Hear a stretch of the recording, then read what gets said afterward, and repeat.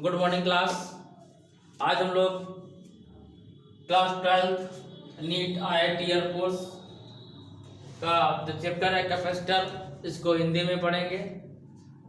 और जैसा कि मोदी जी ने बोला है कि नीट IIT भी अब बच्चे हिंदी में कर सकते हैं, एंट्रेंस भी हिंदी में होगा, अंदर पढ़ाई भी हिंदी में होगी।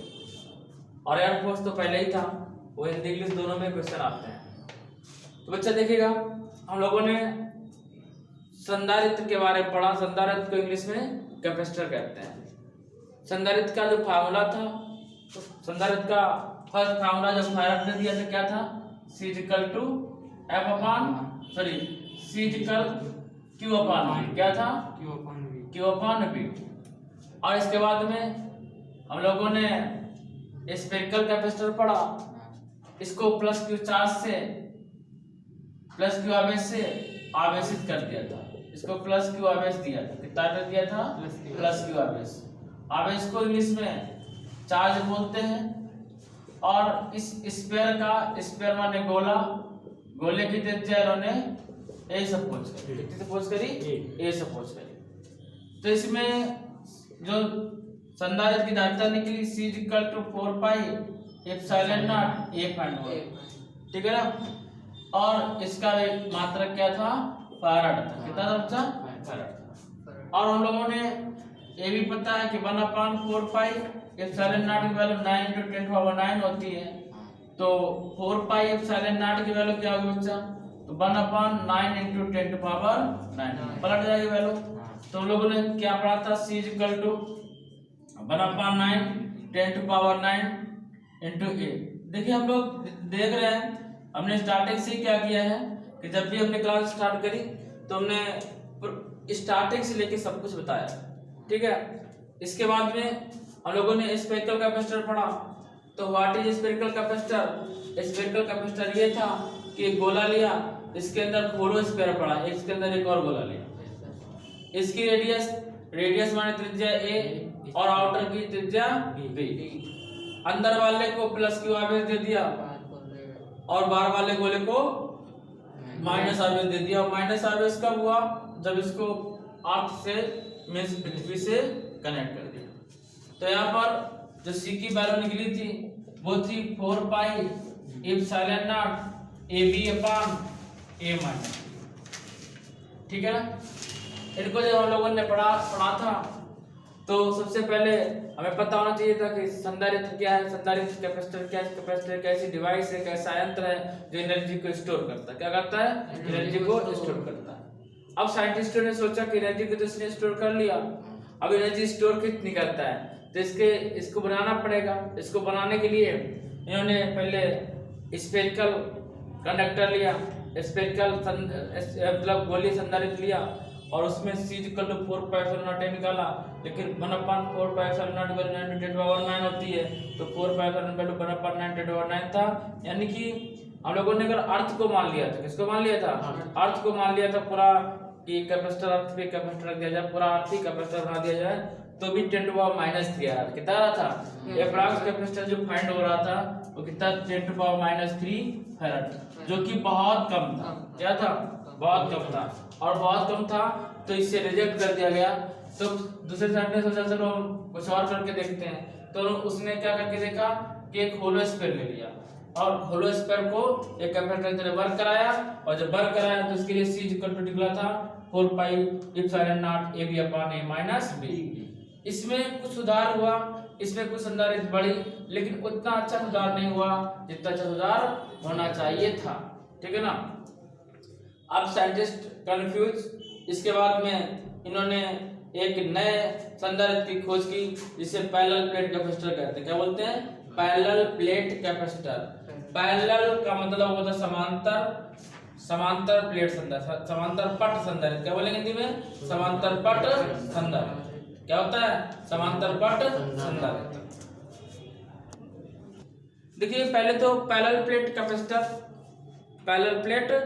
कैपेसिटर बनाया गया। जब डिजाइन किया गया तो पैरेलल प्लेट कैपेसिटर कैसा था कि दो प्लेटें थी। अब प्लेट को हिंदी में प्लेटिंग बोलेंगे बच्चा। अच्छा पट बोलते हैं, क्या बोलते हैं? पट। ठीक, कितनी प्योर हिंदी, पट।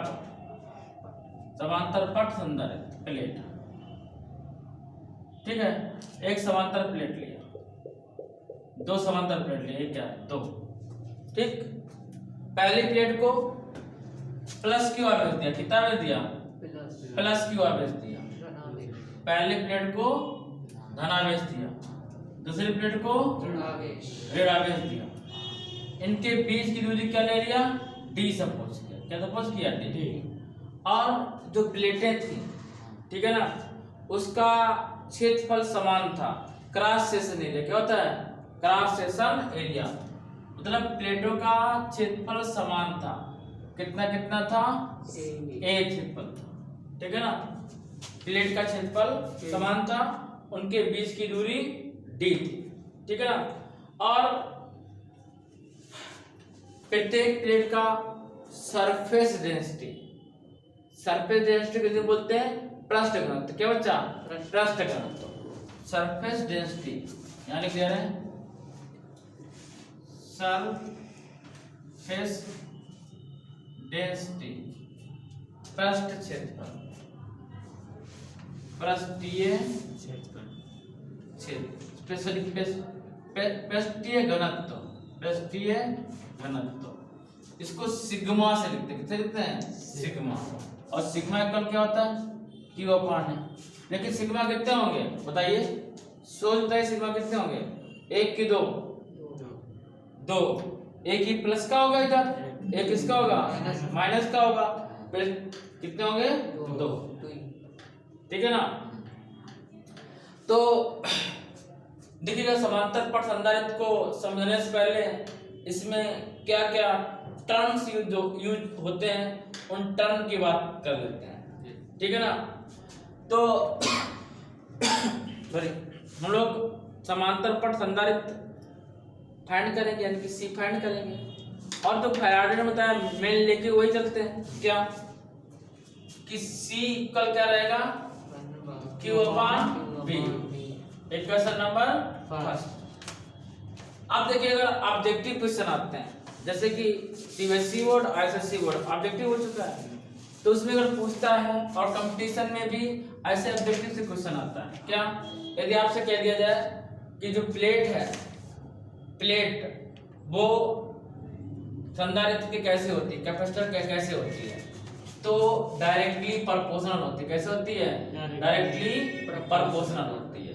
मतलब संधारित्र की धारिता क्षेत्रफल के अनुक्रमानुपाती होती है। कैसे होती है? अनुक्रमानुपाती। और उनके बीच की दूरी के, ये क्वेश्चन सेकंड, और उनके बीच की दूरी की कैसे होती है? व्युत्क्रमानुपाती होती है। कैसे होती है? व्युत्क्रमानुपाती। ठीक है ना। और नेक्स्ट पॉइंट, एक डाइलेक्ट्रिक कांस्टेंट होता है। क्या होता है? Dielectric constant. और उस डाइलेक्ट्रिक कांस्टेंट को के कहते हैं। क्या कहते हैं? के। और उस डाइलेक्ट्रिक कांस्टेंट को कहाँ फिलअप किया जाता है? इन प्लेटों के बीच में क्या फिलअप कर देते हैं? Dielectric constant. क्या फिलअप कर देते हैं? Dielectric constant. और उस डाइलेक्ट्रिक कांस्टेंट का नाम क्या है? उसको डिनोट करते हैं के से। किसे डिनोट करते हैं बच्चा? के से। तो डाइलेक्ट्रिक कांस्टेंट कितना जाएगा बच्चा? यहाँ पे के हो जाएगा। ये क्या है? Dielectric constant. क्या है? Dielectric constant. और सी डाइलेक्ट्रिक कांस्टेंट। इसके डाइलेक्ट्रिक कांस्टेंट, डाइलेक्ट्रिक कांस्टेंट को इंग्लिश में बोलते हैं डाई इलेक्ट्रिक कांस्टेंट, हिंदी में बोलते हैं परावैद्युतांक। क्या बोलते हैं? परावैद्युतांक। क्या कहेंगे? परावैद्युतांक। ठीक। अब ये होता क्या है एक्चुअली में बात करें तो, जो मोम होता है, मोम जब मधुमक्खी शहद दे देती है, इसके बाद उसको निचोड़ दिया जाता है, क्या बन जाता है? मोम। तो इसके अंदर अगर मोम भर दिया जाए, किसके अंदर? कैपेसिटर के अंदर, तो कैपेसिटर की चालकता मतलब कंडक्टिविटी क्या हो जाती है? बढ़ जाती है। क्या बढ़ जाती है? बढ़ जाती है। यानी कि जो एनर्जी स्टोर करता है वो और ज्यादा एनर्जी स्टोर कर देगा। ठीक है ना। सी प्रोपोर्शनल के। क्या होगा? सी प्रोपोर्शनल के, मतलब के का मान बढ़ेगा, सी का मान बढ़ेगा। क्या होगा? डायरेक्टली प्रोपोर्शनल है। सीधा अनुपाती है, यदि सी बढ़ेगा तो के का मान बढ़ेगा। ये बात समझ में आ गई नहीं है? आप समझेगा। अब हम लोग बात करते हैं इलेक्ट्रिक फील्ड की, इलेक्ट्रिक पोटेंशियल की, वैद्युत क्षेत्र की तीव्रता E और वैद्युत विभव V की, ठीक है ना। अब देखिएगा यहाँ प्लस से, इस पे प्लस चार्ज है, इस पे कितना है माइनस चार्ज। यदि आपसे पूछा जाए कि कैपेसिटर में चार्ज का एरिया कहाँ होता है, तो कैपेसिटर चार्ज की इलेक्ट्रिक फील्ड, आवेश का वैद्युत क्षेत्र कहाँ होता है, बाहर नहीं होता है। कह रहे चार्ज क्यू है, इस पे प्लस क्यू, इस पे कितना है माइनस क्यू। अब आपको इसी में पूछ दिया जाए कि ये आवेश कहाँ रहेगा, ये कंपटीशन की बात कर रहा है, ठीक है ना। ये आवेश कहाँ रहेगा, तो कह रहा है कि आवेश प्लेटों के अंदर रहता है। कहाँ रहता है, प्लेटों के अंदर। प्लस आवेश यहाँ रहेगा इस साइड में, और माइनस आवेश कहाँ रहेगा, सेकेंड प्लेट पे रहेगा। कहाँ रहेगा, सेकेंड प्लेट पे। तो आवेश किधर से किधर बहता है, प्लस से माइनस की ओर। किधर बहेगा, प्लस से माइनस की ओर। तो आवेश प्लस से माइनस की ओर चला, किधर चला, प्लस से माइनस की ओर। आवेश की डायरेक्शन किधर होगी, प्लस से माइनस की। डायरेक्शन माने दिशा, ठीक है ना। अब इसमें एक वैद्युत क्षेत्र बनेगा, क्या बनेगा, वैद्युत क्षेत्र। लेकिन वैद्युत क्षेत्र दिशा क्या होती है, उल्टी होती है। क्या होती है, उल्टी होती है। आवेश प्रवाह की दर की उल्टी होती है, ठीक है ना। तो वैद्युत क्षेत्र इधर होगा। बात समझ में नहीं है? तो इस पॉइंट के बारे में हम लोग थोड़ा सा नोट कर लेते हैं, इसके बाद आगे बढ़ते। जो मैंने समझाया वही नोट कराना है, और कुछ ज्यादा नोट नहीं करना हम लोगों को। तो चलिए, समांतर पट संधारित्र का डेरिवेशन करेंगे हम लोग। तो हम लोग पता है कि समांतर पट संधारित्र क्या होता है, Q/B। क्या होता है, Q/B। यहाँ पर सिग्मा है पृष्ठीय घनत्व, सिग्मा इक्वल होता है Q/A, और वैद्युत क्षेत्र की तीव्रता E इक्वल होता है सिग्मा/एप्सिलॉन। यहाँ पर सिग्मा की वैल्यू पुट अप करेंगे तो E इक्वल हो जाएगा हमारे पास Q/एप्सिलॉन नॉट A। क्या आएगा, Q/एप्सिलॉन नॉट A। और हमें लेना क्या है, B लेना है। और E और B में हमने रिलेशन बताया था, क्या था बच्चा, B इक्वल था E इंटू dx डिस्टेंस था, लेकिन यहाँ डिस्टेंस कितना है, d। B इक्वल ED, तो B इक्वल E की वैल्यू रखा Q/एप्सिलॉन नॉट AD। क्या, Q/एप्सिलॉन नॉट AD। बच्चा बात नहीं, B इक्वल टू Q/एप्सिलॉन नॉट AD। अब हमें यहाँ पर वैल्यू पुट अप करनी है, C इक्वल टू Q/, बच्चा बात नहीं, एप्सिलॉन नॉट AD। Q से Q कैंसिल किया, ठीक है ना। Q से Q क्या हो जाएगा, कैंसिल हो जाएगा। अभी हम लोगों ने, एक मिनट रुकिएगा बच्चा, E इक्वल टू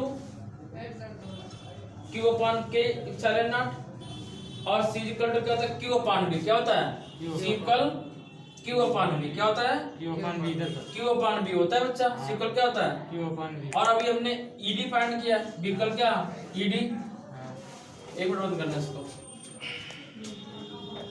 ये D गलत लिख दिया ना, D कहाँ है, ऊपर है, QD। क्या लिखा, QD, कैंसिल हो गया। तो C इक्वल क्या आएगा, एप्सिलॉन नॉट A/D। ये संधारित्र की क्या निकली, धारिता निकली। क्या निकली, धारिता निकली। संधारित्र C equal to epsilon naught D। यदि डायरेक्ट्रिक कांस्टेंट रखा हो, क्या रखा हो, डायरेक्ट्रिक, ये निर्वात में, इसमें बच्चा निर्वात में, इसमें निकला ये निर्वात में। यदि डायरेक्ट्रिक कांस्टेंट हो तो क्या होगा, C equal to K epsilon naught A/D। तो इसको क्या कहेंगे, C नॉट, ठीक है ना। क्या है, परावैद्युतांक में, किसमें बच्चा, परावैद्युतांक में रखा हो तो ये आएगा।